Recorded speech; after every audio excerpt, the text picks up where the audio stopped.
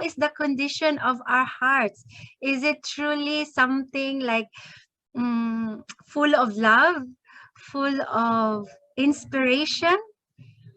But sadly, sometimes in reality, we expect our loved ones to treat us like this, our boyfriend or girlfriend or husband or wife or our children, no?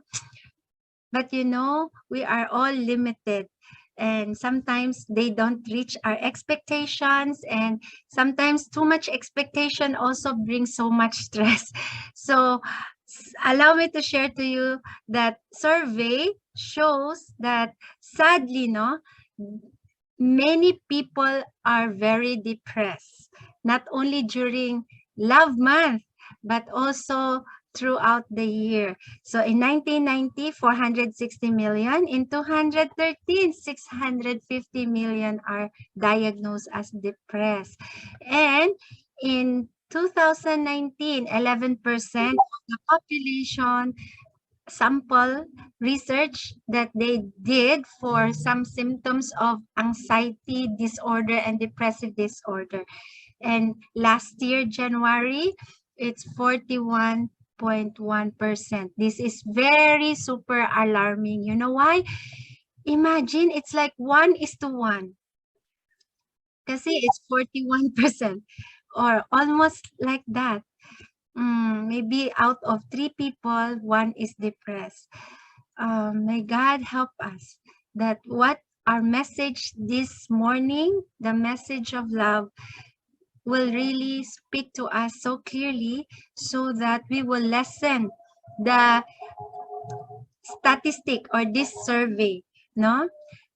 Usually the common causes of depression is maybe lack of nutrition, poor nutrition, maybe because many are in the level of being poor, so they cannot afford to have good nutrition, brain chemistry imbalance or female sex hormones, because you know women has all these different hormones when we're about to have our period, during our period, or when we give birth. There are what we call postpartum blues. So a husband needs to be extra tender, loving care exhibited to us, because women are really like sometimes not so emotionally stable. But I'm not labeling it actually, because women can be very healthy emotionally as well and strong, especially when we know how to handle our emotions. So some due to genetic and biology, physical health problems due to drugs, and this what I am wanting to share to you, because we need to handle stress positively, because we cannot avoid stress. It's part of life, especially in our world right now, very competitive, demanding, and we just have to handle stress as a friend. Yes, just like handling pain as friend, especially when giving birth, and traumatic events, broken heart. Actually, the most painful that I felt as a woman is when you experience like separation like that. Even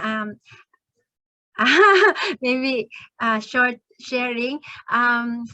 Before I met my husband, Pastor Don, I have a boyfriend before. That was heartbreaking, no? When you have a relationship and you broke up, that's very could be cause of some traumatic experience. So if it's not handled well, some people lead to depression, anxiety disorder. They may feel unloved, insecure. They will feel so emotionally down. So we need to help and be more sensitive to people. Maybe they are going through some traumatic experience, maybe not only in their love life, in their family life, in work related experience, how they were treated by their colleagues or boss. That's why our message this morning is very important, and love is truly is indispensable. I always believe that no one is indispensable. I believe that because what I can do, you can do also with God's help. We can do all things through Christ who strengthens us. But love is indispensable. Anyway, before I move on to that, I'll share to you also that ways to cope this anxiety or depression. You need a strong support network, like group of friends, family who understand you. And very important is we improve our sleep, protect our sleep. Develop good nutrition, eat healthy food, more veggies, fruits in our diet, and create wellness toolbox. What do you do to keep yourself, your lifestyle in check? Like you do exercise and then don't procrastinate, all these things. Learn to curb your negative thinking. Learn to think whatever is true, noble, and praiseworthy, and keep up with your household chores, not to be overwhelmed with it. One day at a time, you schedule it, reduce your stress level. So I think these are just practical tips, but now the more important thing is this. 1 Corinthians 13:13. Now these three remains. Yes, we need to have faith in life. We need to have hope and love. But the greatest of this is love. Why is it so? Let's see why. 1 Peter 4:8, above all, keep loving one another earnestly, since love covers multitude of sins. That's very important. No, we need to learn to be gracious to one another because we all commit mistake. We fall short many times. Proverbs 10:12, hatred stir up strifes, but love covers all offenses. If you want to love and remain together, you have to learn to cover all offenses, avoid strifes, arguments.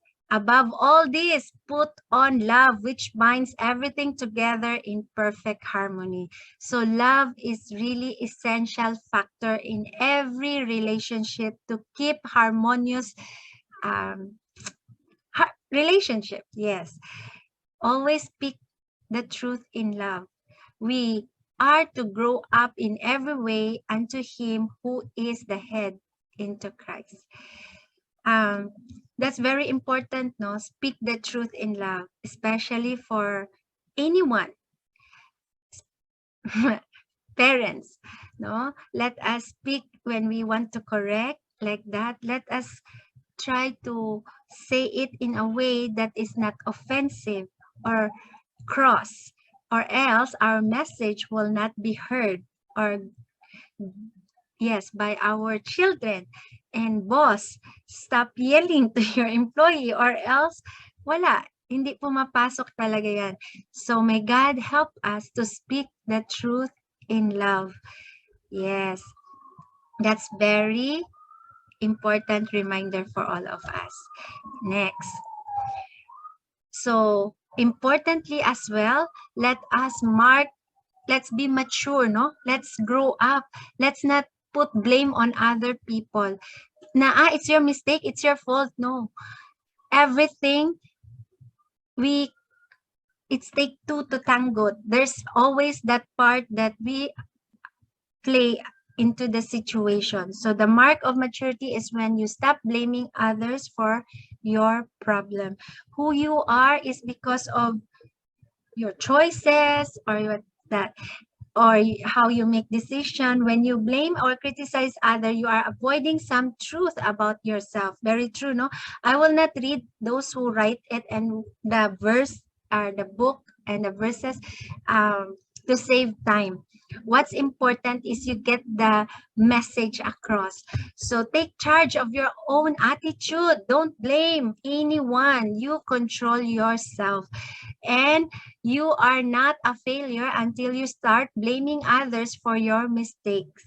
So truly, if you have the habit of putting others the blame, may God have mercy on you, and may this message reminds each and every one of us to own our mistake and to pray and reflect. What is it that causes this to happen. Don't even blame God. We have to stop blaming God for the messes we put ourselves in at times. It was us that made poor choices, as I said earlier, or make very bad choices or decisions. It was us that chose to go left when God said to go right, or we are all need to do this, and instead of blaming God, ask Him for forgiveness, as ask Him for direction to make our life better. I hope that's very clear and important thing that we could apply in our life. If we want to operate in love, stop nagging, stop blaming others.